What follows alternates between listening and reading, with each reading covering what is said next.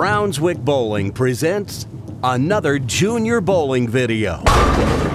It's the Prodigy Bowlers Tour. Live on tape from Brunswick Zone Roswell in Roswell, Georgia.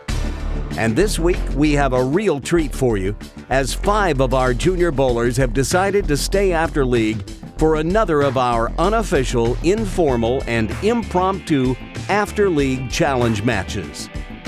This time they'll be faced with 3 different formats in 3 different games. The first game, straight up bowling with all 5 players.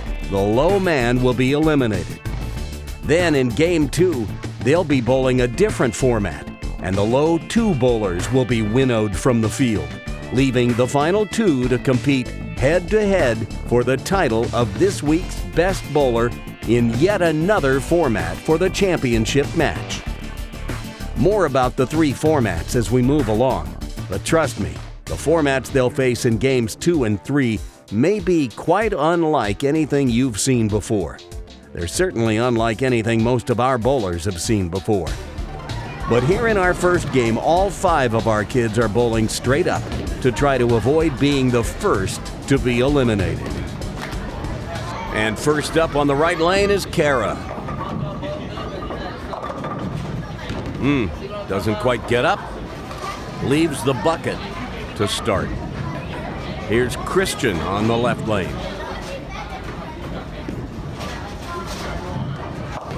Pulls it a little bit. Leaves the 4-7 as that ball came up high on the nose.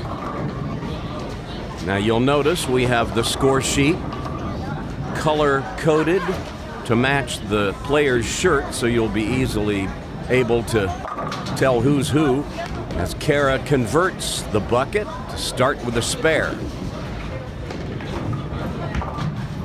And Christian also with a spare in the first frame. And now our first look today at Charlie.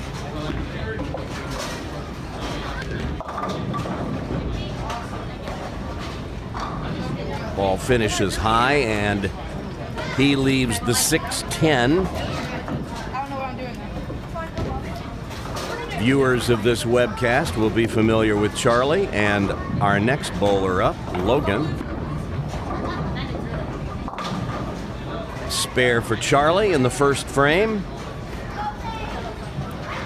Logan clad today in his usual Denver Broncos orange. And he begins on lane 37.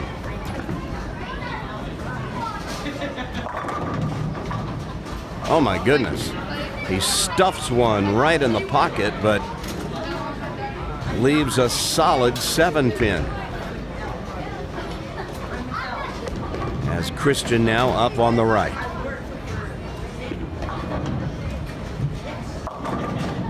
Pulls another one. Through the nose, 4, 6, 7.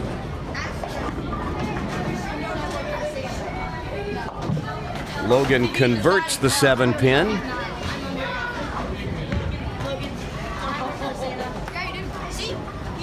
Christian will just go for count here, going for the 2 on the left. Try to bounce one out. Ooh! Well now, that's not the way you usually would draw it up, but that was pretty close. But Christian is open in the second frame. And where's Brandon? Well, here's Logan on the right.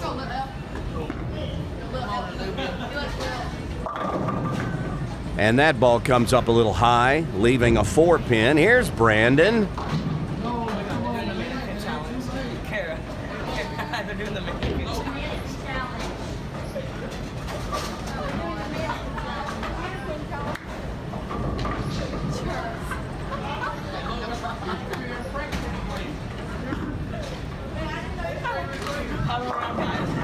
He has a very simple 4-step delivery. Tilts out the 5 for a strike as Logan converts the 4-pin on the right lane.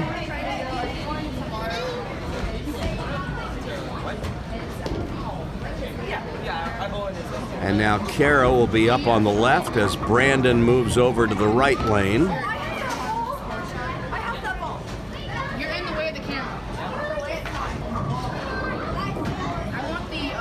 We saw Kara one other time on our webcast series. She was one of the 3 winners who won spots in the Bowlapalooza Ball Demo Day a few weeks ago. As this one comes up light, leaving the 2 sleeper 8.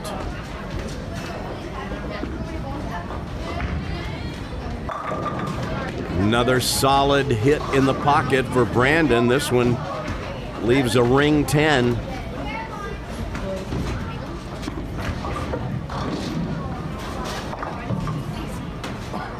Spare for Kara. She finished first in the U20 girls a week earlier at the Georgia YBT tournament here at Brunswick Zone Roswell, lapping the field. And Charlie gets a strike in the second. Solid hit.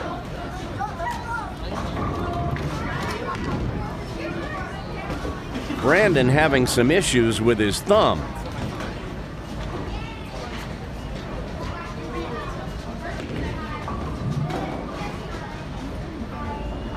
He has ripped a huge blister in his thumb.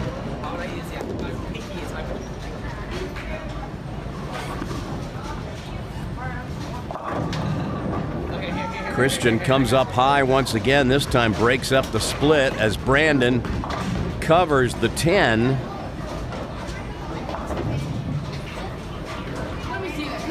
But he has ripped about a 1/4 of an inch diameter blister off his thumb.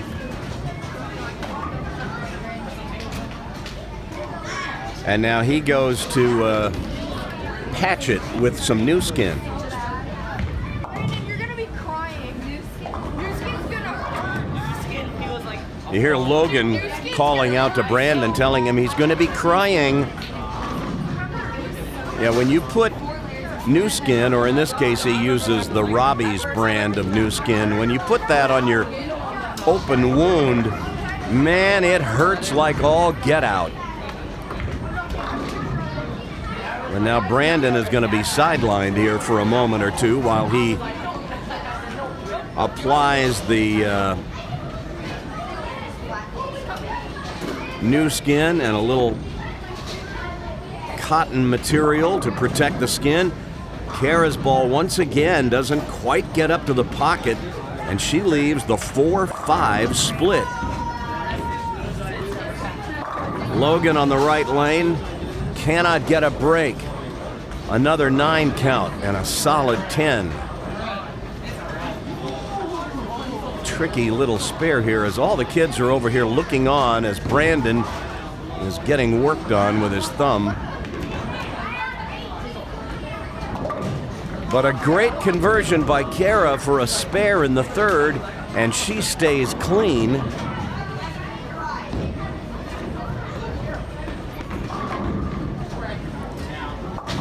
And Logan converts the 10 pin on the left lane. Charlie, this time that ball starts to read the lane a little early, hooked too soon, finished high, and he is left with the 6-10.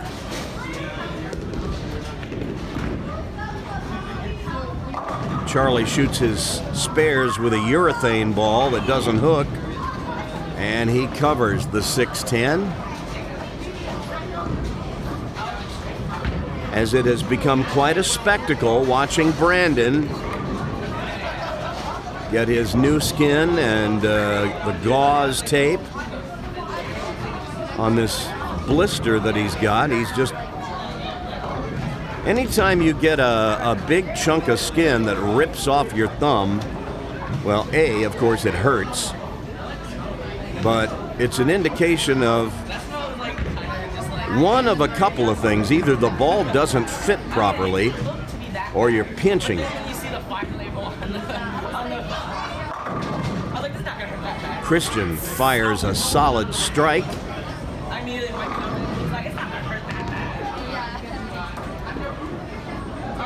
thing about a bowling ball is you want to keep a real relaxed thumb. You want that thumb hole to be tight enough that you don't have to squeeze it. You want to keep that thumb relaxed. The thumb is not supposed to hold on to the ball. It's supposed to guide the ball. And when the thumb is squeezing, it won't always let go at just the right instance. You want it to be real relaxed.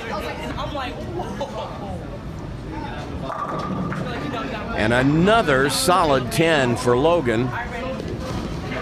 He just can't seem to get all the pins to go down.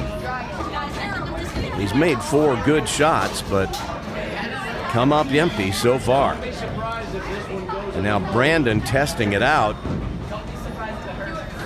For one thing, when you first put that alcohol-based solution on your open wound, the wound starts to throb and it hurts. But eventually it will calm down. Logan converts his spare, remains clean through 4 frames. Brandon's got some catching up to do now, as he is testing out what that thumb feels like going into the thumb hole. You never really know how the ball's going to come off your hand, and he is noticing how much it hurts.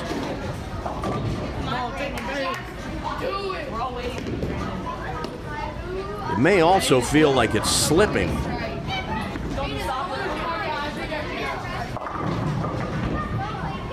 And when it feels like it's slipping, you tend to squeeze it, which is not what you want to do.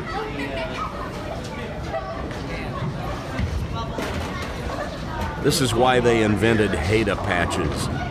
If you wear a Haida patch whenever you bowl, all the time, you won't get blisters. The Haida patch is not to cover a blister, it's to protect you from getting a blister. Some people like wearing a Haida patch because it also gives them a consistent feel as their thumb gets out of the ball. All right, Brandon manages to eke out a spare in this first frame that he throws with his newly covered thumb. But he's going to have to get used to that feel because he's going to have it the rest of the game. There's a strike for Kara. She gets the love tap on the 10. And now Charlie up on the left lane.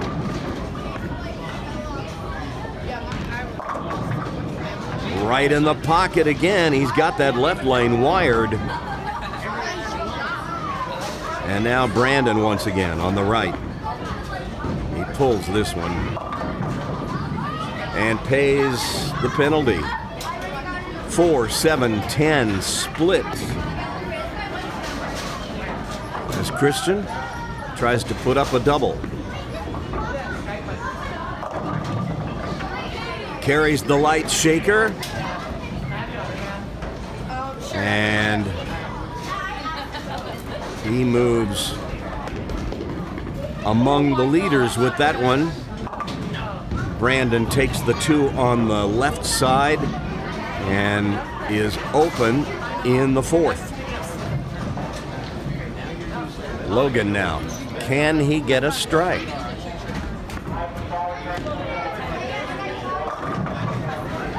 Not this time. Another 10 pin. This soft 10. Kara sends that one wide, and it comes storming back for a strike in the 5th, and she has a double now.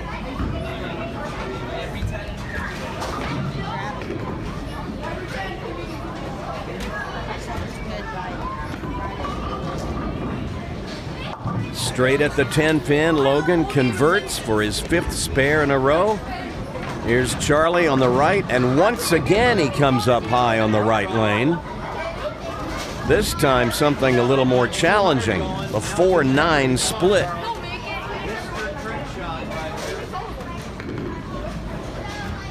He takes out that urethane ball to go straight at it.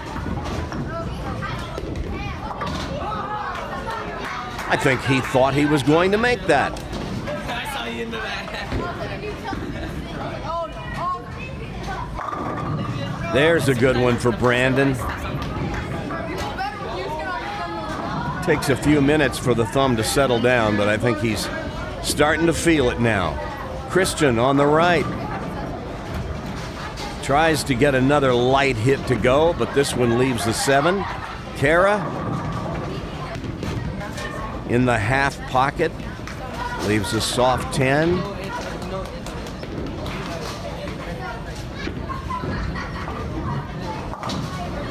And Christian converts a 7-pin. That 7-pin proved costly to him in the final frame of last week's championship match as he threw a slow hook at it and the ball hooked off into the gutter, but apparently he's learned his lesson as he goes straighter and firmer at it this time. Has no problem. Kara for the 10-pin on the left lane.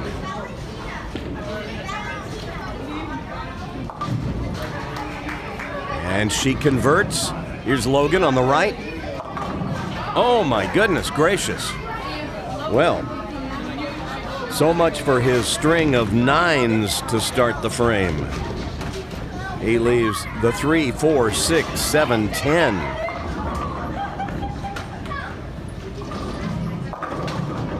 And Charlie this time goes a little high on the left lane, but keeps his string of strikes on the left lane alive. It's important when you're only hitting one lane to not lose your good lane. And so far he's still got it as Logan gets 6 out, loses huge count in the 6th. There's Christian on the left lane, back in the pocket with another strike.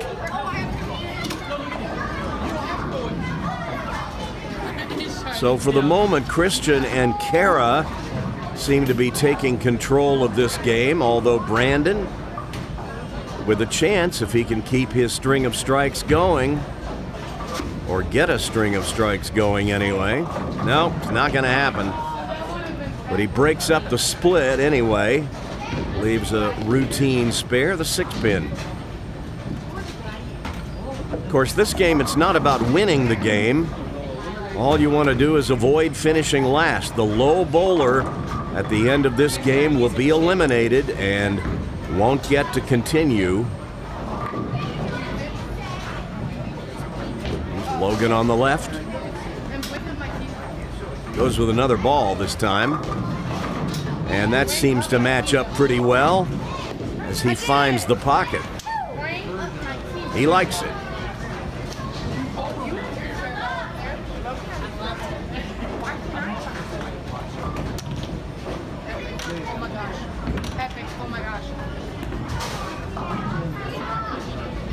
Brandon converts the 6-pin without a problem.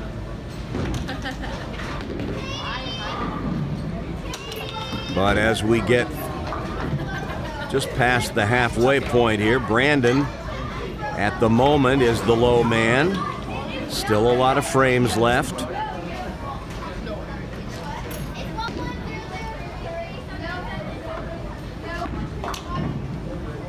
Kara pulls this one. And it goes through the nose, the 4-10 split.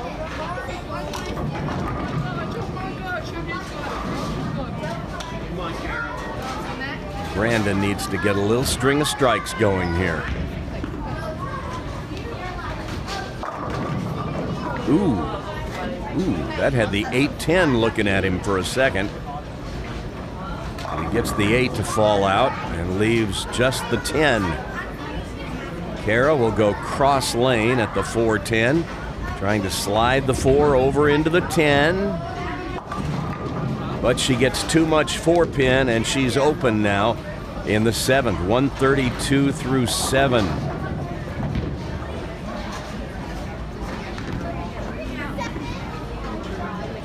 And that one is going to hook by the 10-pin. Brandon open in the 7th.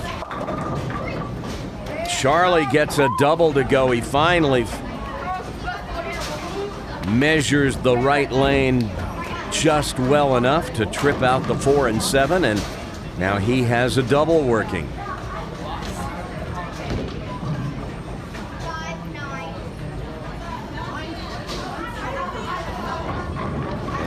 Christian is going to take a re-rack. All right.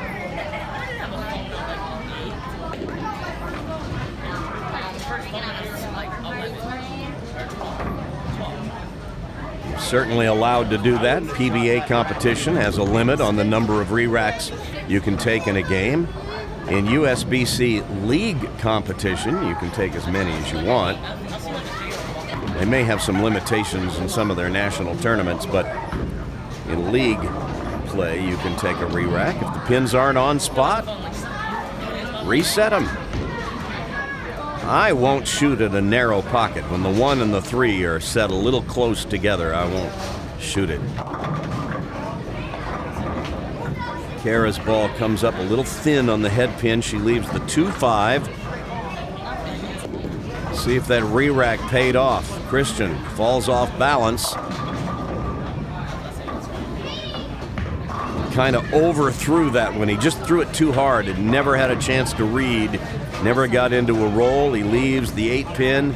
Kara at the 2-5. No problem.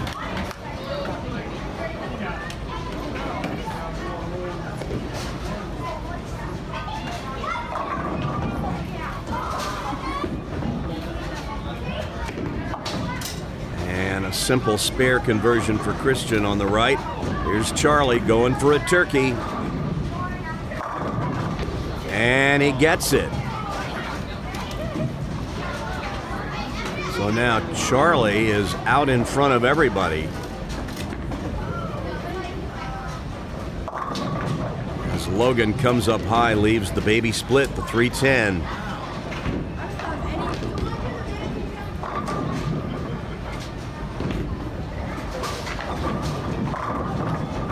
There's a solid hit for Christian. And a big strike in the foundation 9th.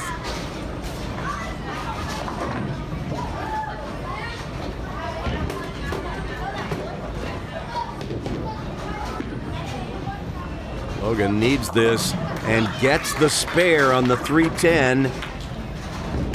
So at the moment, it appears that the 2 players who are vying for that final spot to be able to advance to the next game, Logan and Brandon.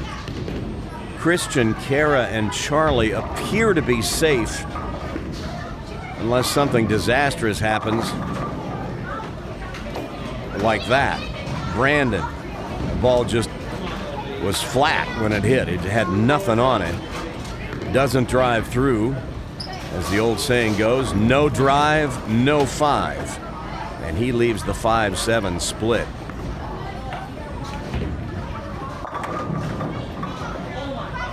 Logan just fractionally high. Could have been a split. Leaves the 10 pin. Brandon for the split. Oh man, just missed. But now that's back-to-back opens for Brandon, and he's in trouble.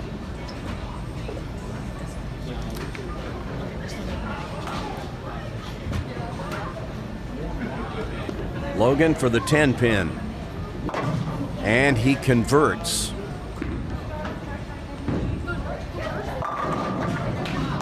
A solid strike for Kara.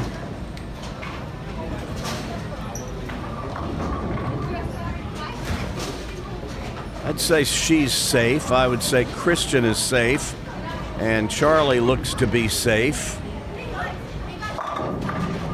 There's a 4-bagger for Charlie. He is definitely safe. Brandon needs to get on it here. Oh my goodness, another one that just had nothing on it and does not drive through to carry out the 5 pin, and he leaves a very difficult split. Christian, another stuffed in the pocket. Well, Brandon's got to make this. Got to fit the ball right between them. And he did it. And the crowd goes wild. Well, Logan and Brandon are going to battle for that last spot. Logan in the driver's seat. He's got a 15-pin advantage over Brandon right now. Kara comes up high in the 10th, leaves the 3-6-10. Christian trying to swing the ball so high it touches the ceiling.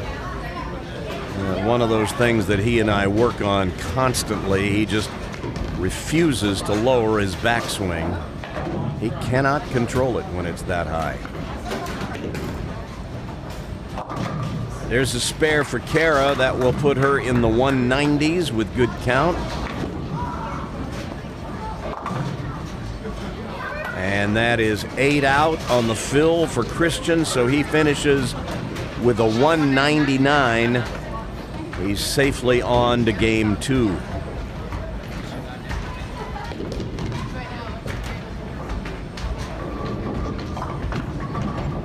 Kara, the fill ball, right in the pocket.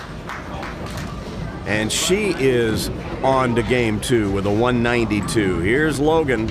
He needs 16 fill.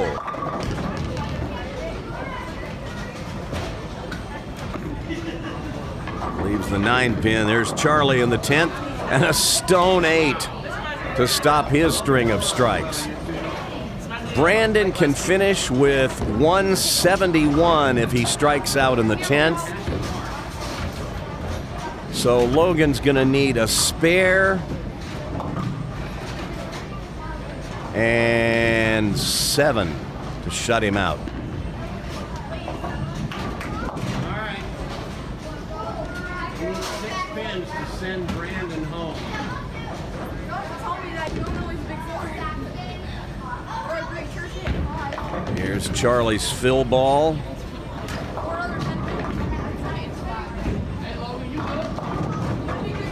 Comes up light, leaves the 2 pin. That's a 2-16. Good game for Charlie. All right, Logan needs 6 to lock a tie, 7 to assure that he will go on to the next game. You got it, yeah. It is possible.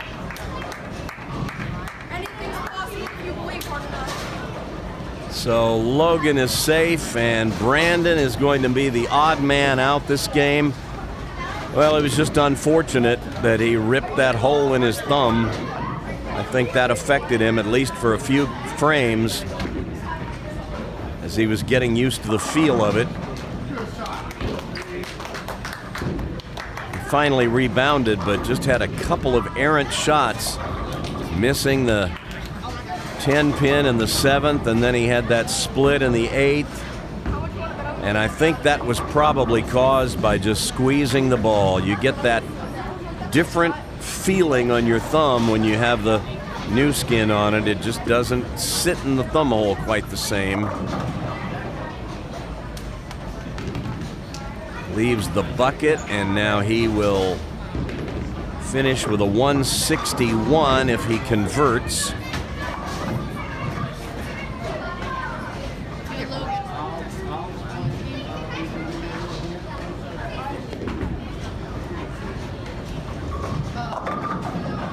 Nine out, that's 160, and Brandon is the odd man out.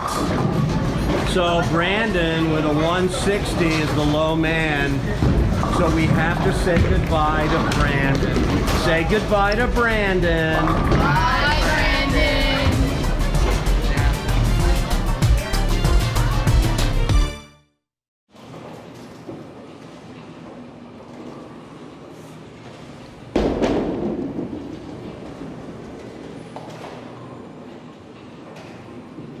What are you doing here?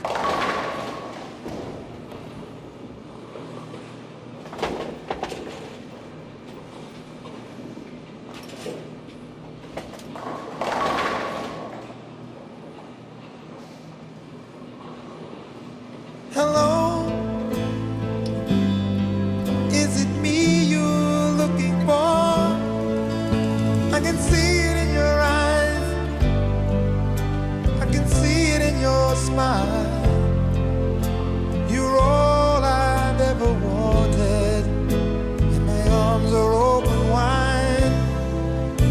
'Cause you know just what to say, and you know just what to do.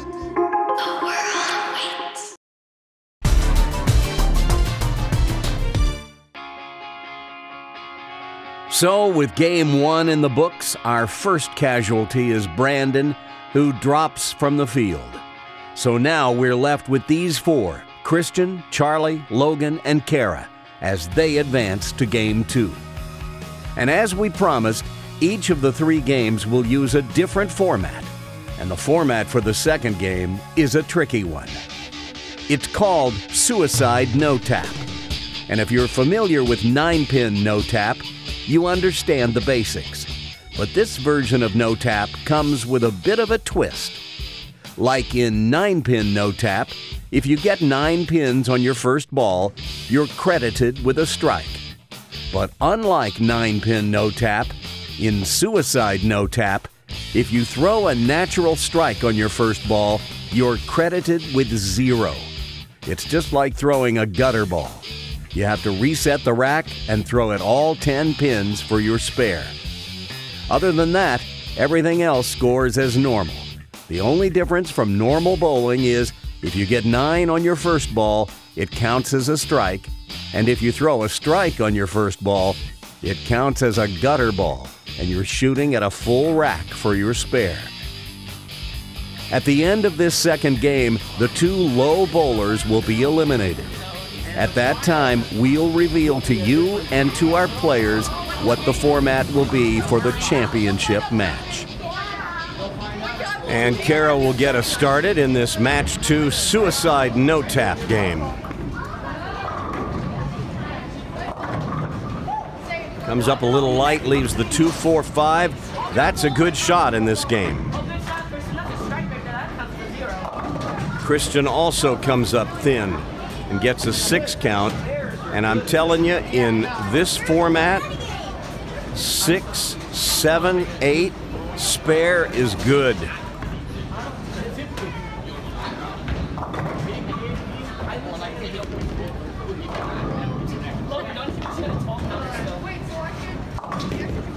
But you've got to convert your spares.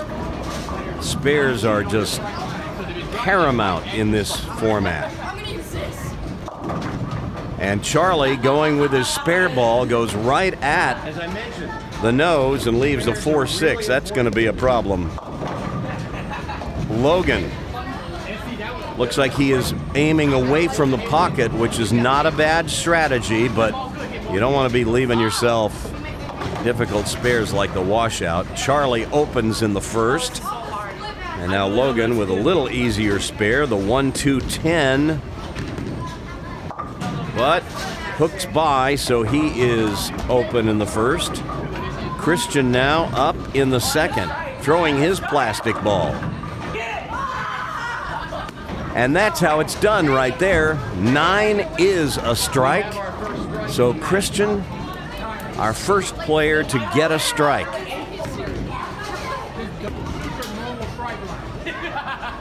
Logan on the left lane. Crossing over.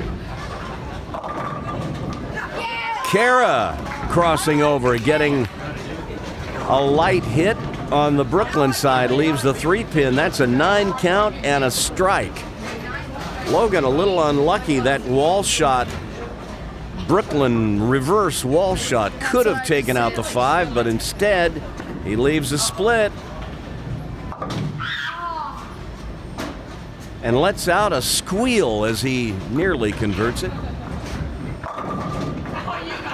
That's how you do it right there. Charlie with his spare ball, throwing a straight ball and a flat 5-pin. That is a good hit in this game. 9 is a strike. Remember, if they get a strike, a natural strike, it counts as a gutter ball. The only way to get a strike in this game is to knock down 9 on the first ball. Kara aiming for the Brooklyn side. Nearly gets 9. Leaves the 1-3, an easy spare.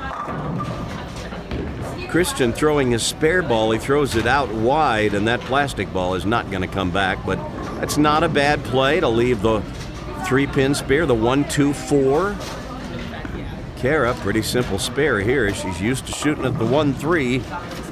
and converts, and Kara's clean through 3 frames, the only player to have a mark in every frame so far. Christian covers the 1-2-4. Charlie going Brooklyn,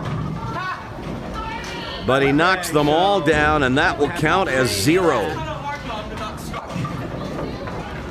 Logan throws well away from the pocket and gets 5 on his first ball. Now you have to knock them all down with the second ball to get a spare. Rules don't change on the second ball. It's only the first ball that is affected by these rules. As Logan throws with his spare ball at the 1-2-3-4-9, a spare you won't see him leave very often. And here's Charlie for his spare. And he throws his strike ball at it and naturally gets 9 on the second ball. That would have been a strike on his first ball. But when you're going for a spare, you got to knock them all down, so that's 9 out for Charlie. A score of 160, 170 is usually enough to win in this. And Christian throwing that spare ball in the pocket, it deflects, leaves a 10-pin, and that is a suicide no-tap strike. Kara up on the right lane. High. Leaves the 6-10. Here's Logan. Goes with his spare ball, hits light on the head pin, but leaves the 2 sleeper 8, double wood 8 count.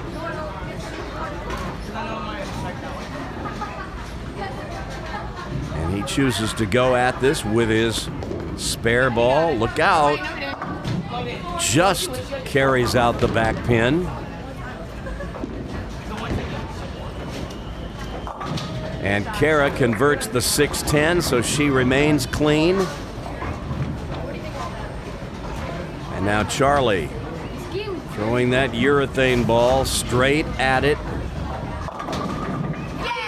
And there's another 9 count. That is good for a strike.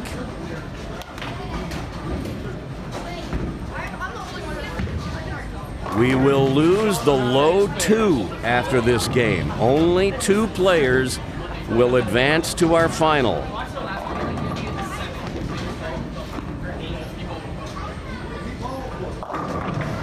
Another high hit for Kara, but another makeable spare.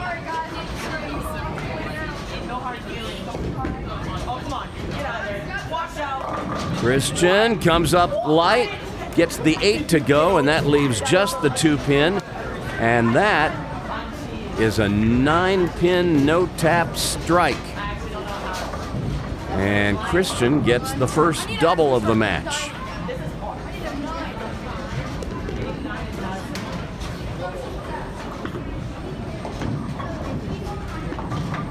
Kara converts the 6-10 as Logan, wasting no time, aiming away from the pocket, carries out just 3 pins from the left side of the rack. Don't strike. Well, he didn't strike.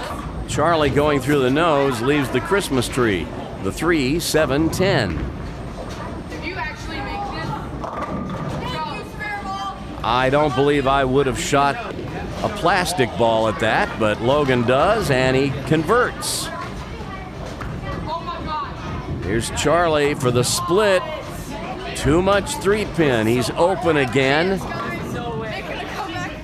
And halfway through this match, Christian and Kara have moved out in front. Logan and Charlie have some catching up to do if they want to bowl for the title.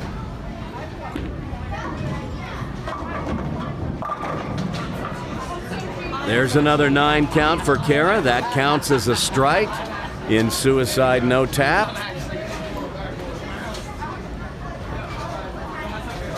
And now Christian up on the left lane in the 6th frame. He just got this spare ball a couple of days ago. He's getting some good use out of it today. Leaves the 1-2-4. Here's Charlie on the right. And another flat 5-pin. That is good for a strike, as he is going to try to put on a little charge here.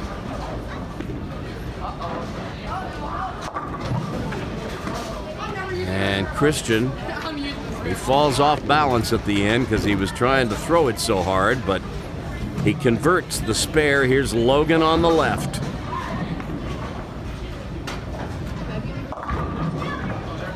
And that ball comes up high. He asked, how is this even possible? Well, it's very difficult. This is a tough game. Suicide no tap really asks you to do one of two things. Either throw a dead ball at the pocket and try to get 9, which is risky. You're going to have a lot of full racks to shoot at for spares, as he's open. Or to aim away from the pocket and leave makeable spares, which is kind of what Kara has chosen to do. Christian getting the 9 count on the right lane there. Got a strike in the 7th. Here's Kara. Well, that's too good. And now she will get to shoot at a 10-pin strike. And I did it. See that? I did it. yes, you did. Logan finally gets a strike in this game. The funny thing, the last game we bowled in, Logan started 9 spare, 9 spare, 9 spare the first 5 frames. But he couldn't seem to do it this game until the 7th. And here's Kara for her spare. And not sure what that was other than a 5 count. So she will lose quite a bit of count here. And now that brings both Charlie and Logan back in this. She didn't need to do that.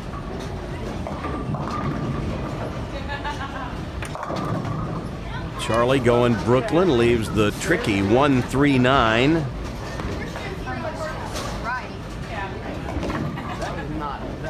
And he will take his strike ball to throw at this.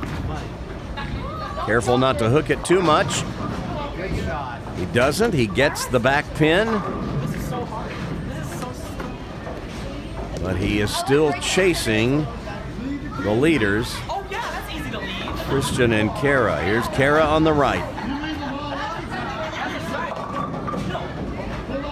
Once again through the nose, this time the 3-10 baby split.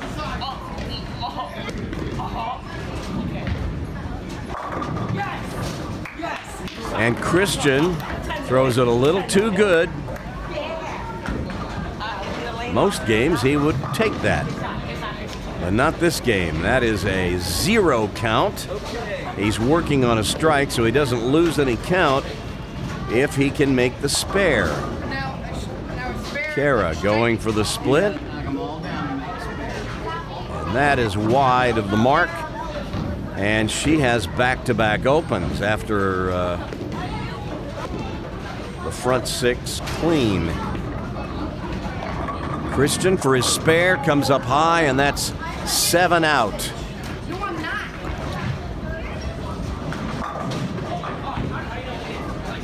Well, Charlie leaves the 1-2-4-7-9. I guarantee you he hasn't left the 1-2-4-7-9 since he was probably about 9. And Logan goes well left. He leaves the 1-2-3-6-8. A spare I'm sure he hasn't left since he was a beginner. I was going to say since he was small. He's still pretty small.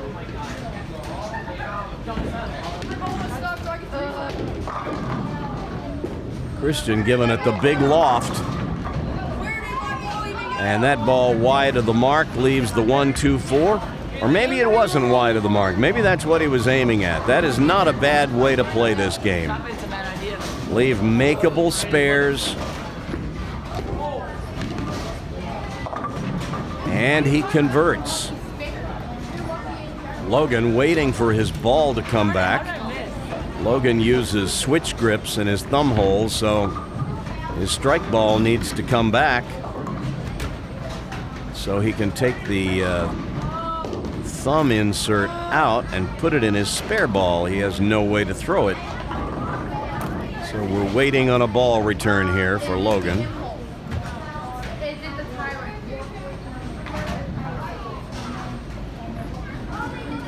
It's always something, isn't it?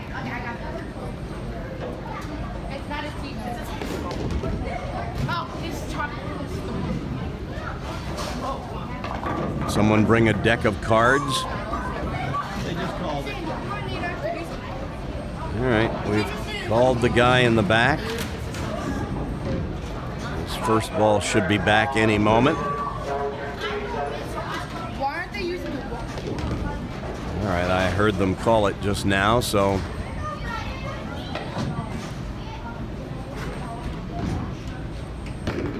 Now in the video, are you gonna have like a commercial break?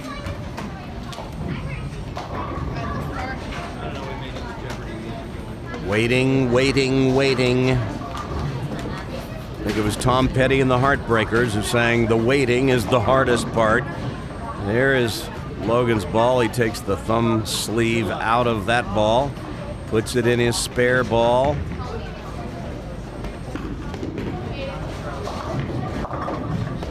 And I think he might argue that was not worth waiting for. This game for Charles. Next game is Logan is in trouble now.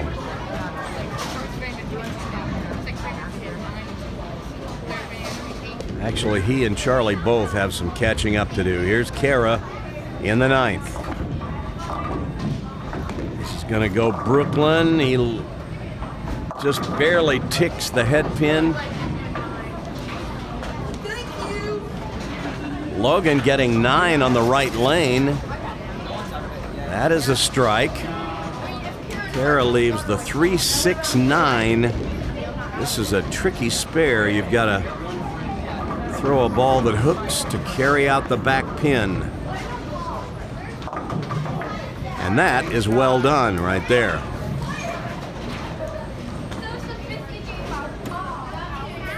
And now Charlie.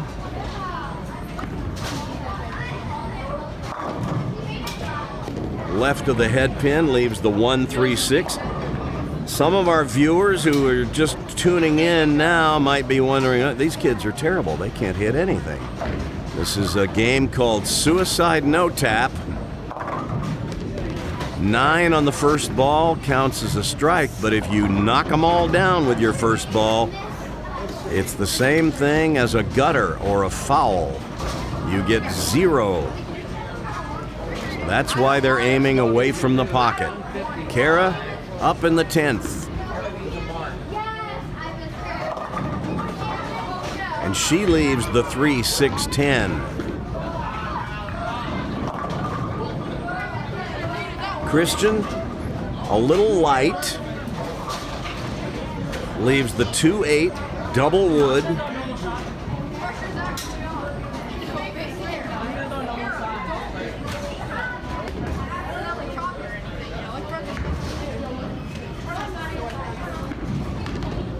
And this is going to be wide of the mark.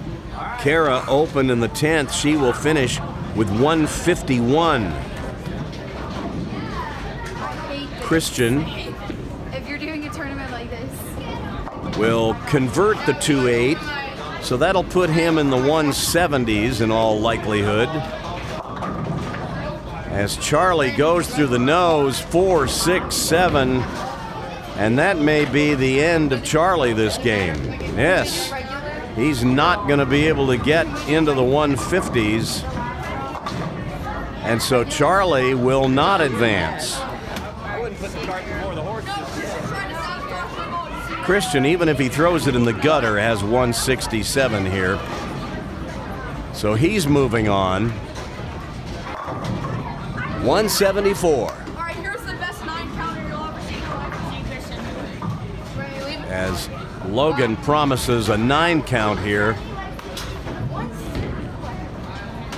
Let's see if he can deliver. He needs one. And he gets one. Well, look at this. All right. If Logan can go 9-9, that would be strike, strike. He would shoot 152 and edge Kara. But he has no margin for error now. You need another strike. And he just reset the rack. I'm not sure he's aware of this, but the pin setter is on the second ball cycle now. It's got to be a 9. It's a 7. And Logan, the best he can shoot now is 139. The pin setter recycles and sweeps off his spare. It doesn't matter. He's just going to throw a shot. We'll give him a spare.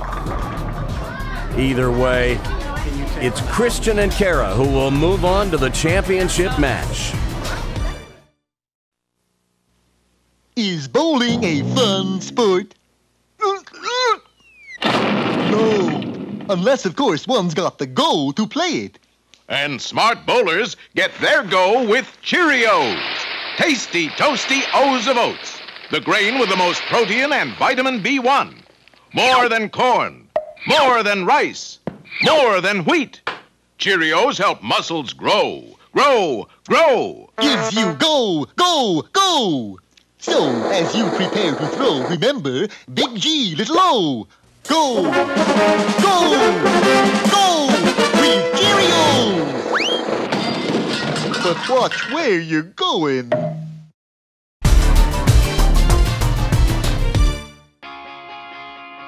And then there were 2. Only Christian and Kara remain from our field as we head into the championship match. And as promised, yet another format awaits these two in the final game. In the 1960s, bowling was on television constantly. E-R-W-L-I-N-G.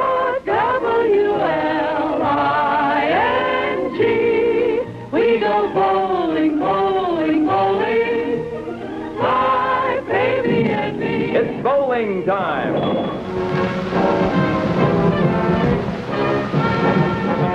On Make That Spare, tonight coming to you from the Hollywood Legion lanes for television's biggest sports jackpot. It's Jackpot Bowling. And one of the bowling game shows that popped up is the inspiration for our championship match format. It's a game called Pinpoint, and here's how it works. In a game of Pinpoint, there are 10 frames. In each frame, you are tasked with knocking down a prescribed number of pins. If you can do it, you're awarded a point total prescribed for each frame. You get 1 ball in the first and 10th frames, and up to 2 balls in frames 2 through 9. In the first frame, you have to knock down all 10 pins, and you get 1 ball to do it. In the second frame, you have to knock down 9 pins. No more, no less. In the third frame, you must knock down 8 pins. No more, no less.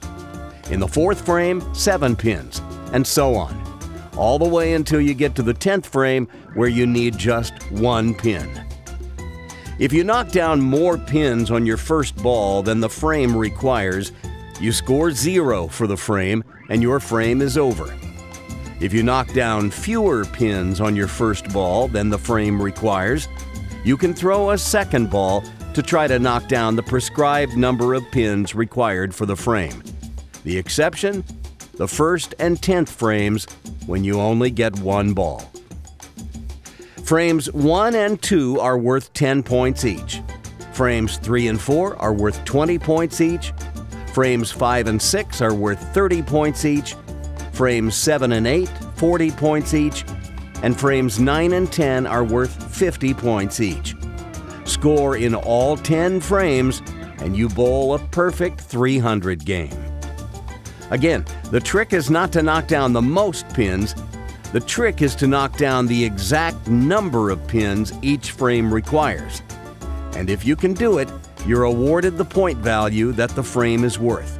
But if you knock down more or less pins than the prescribed number of pins in the frame, you score 0 for the frame. Got it? This is actually very difficult, and a score over 100 is usually good enough to win. The winner of this game will be crowned our Kingpin for December 10th, 2016, and will get to sign their name on our trophy pin. At the end of the season, the person who has won the most times on the Prodigy Bowlers Tour, and will therefore have signed the pin most often, will be awarded the trophy pin in commemoration of their claim to bragging rights in perpetuity for the 2016-17 bowling season. And here we go into the championship match. Kara will start us off on the left lane. She needs all 10. She gets 9, so that's 0 for the frame. You only get 1 ball in the 1st and 10th frames. Here's Christian, needs all 10.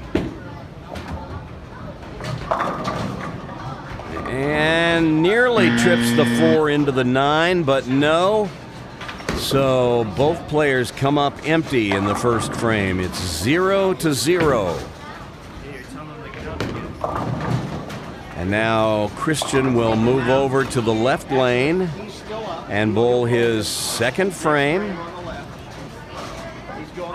Now in the 2nd frame, you need 9 pins. And if you can do it, it's worth 10 points.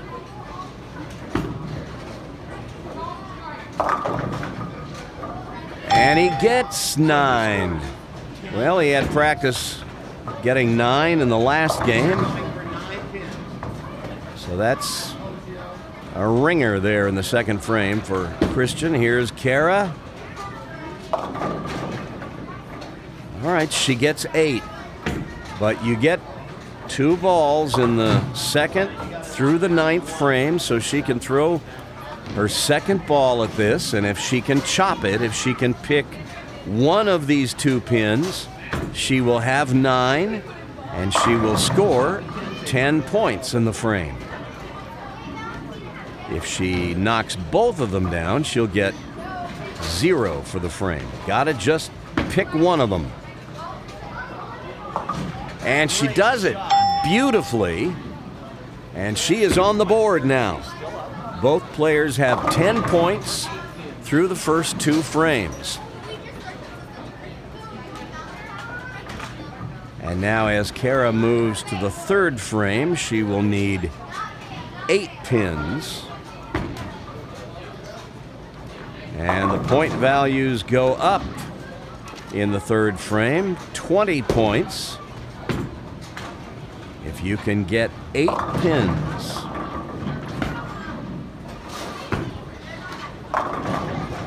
And that's too many, so she does not get a 2nd ball because she's already over the number of pins required. A 2nd ball wouldn't help her.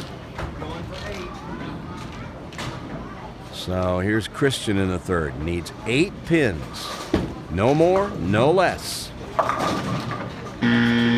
That's 9. He doesn't get a 2nd ball. The only time you get a 2nd ball is if you could still knock down more pins and get the required number for the frame. So Christian moves over to the left. We're in the 4th frame. He needs 7 pins. And that one is too many, 9. It's all or nothing in pinpoint. You either score the number of points allotted for the frame or you get 0. Needs 7. Gets 8. This is a tough game. I think when you're going for 7, 8, 9, maybe 6, the smart play is to just aim away from the pocket. And here is Kara now as she moves into the 5th frame. She needs 6 pins. You can either aim away from the pocket or go for the 3 in the corner. Okay, she actually pulled out 4 pins. She pulled out the 4, 7, 9, 10 from a full rack. The 8 is still up, which is unfortunate. If the 8 had gone down, she'd have had 5. She could have shot at this and just tried to knock down the 6 pin to get the 6th pin. But as it is, she's going to have to pluck 2 out of this. And that is a tall order. I'm not sure exactly how you would do that. Maybe to pull the 6, 8 out of it? Nope. That's too many. That's 8. She needs 6. So here's Christian on the right lane, still in the 5th. Needs 6 pins. And throwing hard and straight at the pocket is not a good strategy in this game.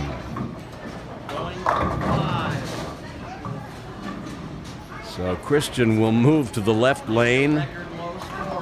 In the 6th frame, you need 5 pins only. This is one of the more difficult frames, actually. Well, he gets 3 on the first ball. Had he hit the 6 pin a little farther to the right, he might have knocked out the 7 and the 8, and that would have given him 5. But as it is, he's going to have to pull just 2 pins off this rack. That is a hard bargain right there. Maybe pull out the 4 and 7. No. Not going to happen that way. So our players still have not scored since the 2nd frame when they were shooting for 9. Kara now up in the 6th will go for 5. This is doable.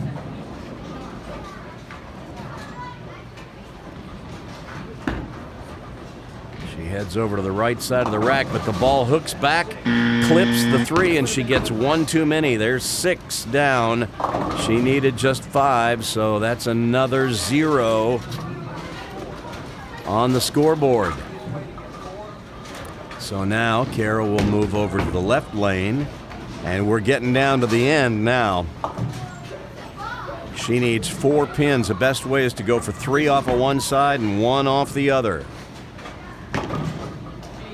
Okay, she actually, well, that's not the 3 I would have expected, but the 8 is still standing, but she knocked out the 9. She pulled out the 4, 7, 9 from a full rack.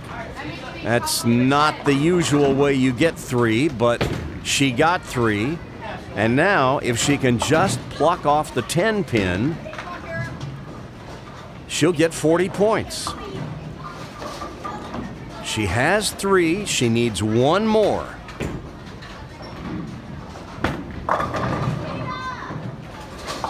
And that's how it's done. That was 40 points. Yes, 40 more points for Kara. And now she moves out in front. All right, Christian. Well, he's got to think about it now for a minute. Like I said, the easiest way to get 4 is to pull 3 off of one side, usually the 6, 9, 10 off the right or the 4, 7, 8 off the left, and then go for the opposite corner pin. But no, he throws it in the moat, and now that will mean that he's got to pull 4 off of a full rack. Still, that's doable. If you shoot at the right corner, you could get the 6, 9, 10 and the 8, or the 4, 7, 8 and the 9 off the left side. It's doable.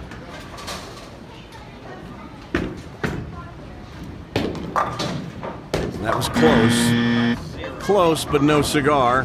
He gets 3, and so he comes up empty in the 7th frame.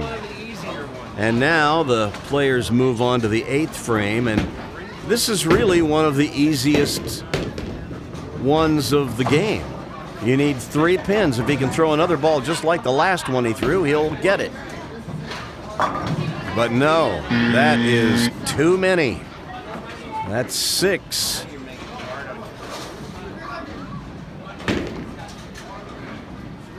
Kara can move out to a commanding lead if she can pluck off 3 pins off of either side of the rack. She's moving left, so it looks like she's going to go for the 3 on the right. But misses her target left, and so both players come up short in the 8th frame. And now we move to the 9th, where all they need are 2 pins. And the best way to go about doing this is to throw 1 ball and clip off the 7 pin, and another ball and clip off the 10 pin.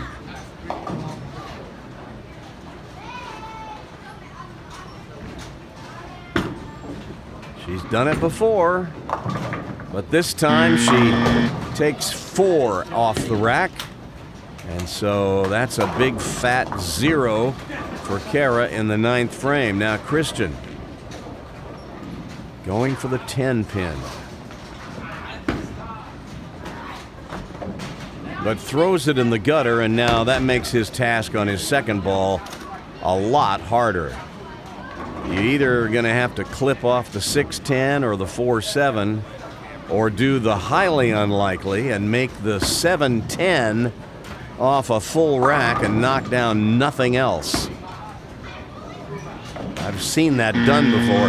I actually did that once when I was a junior bowler, but it's a pretty tall order, and now Christian is down to his last bullet.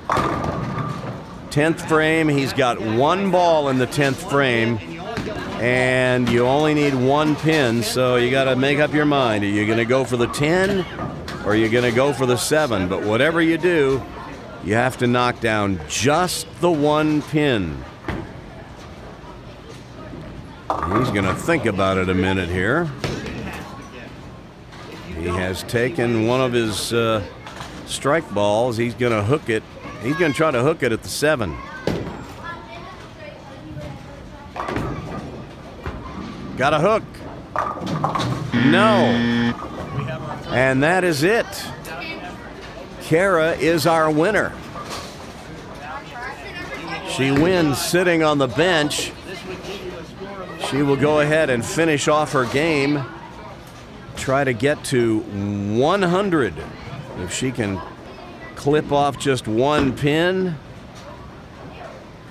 But no, the final score in our championship match, Kara wins 50-10.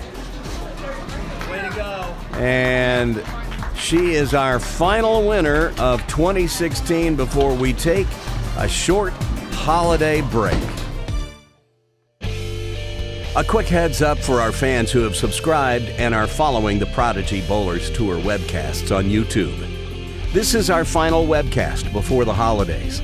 Although our Kids Are Bowling League on December 17th, some of the regulars you see on this webcast will be away that day, competing in a tournament. Then our league is off both Christmas Eve and New Year's Eve. So we won't be back bowling again until January 7th, which will most likely be our next day of filming. So look for another webcast soon after that. Meanwhile, we want to wish you a joyous and festive holiday season. May all your spares fall and all your splits be babies. Until next time, this is Coach Randy reminding you to spread the word about junior bowling. It truly is the future of our sport.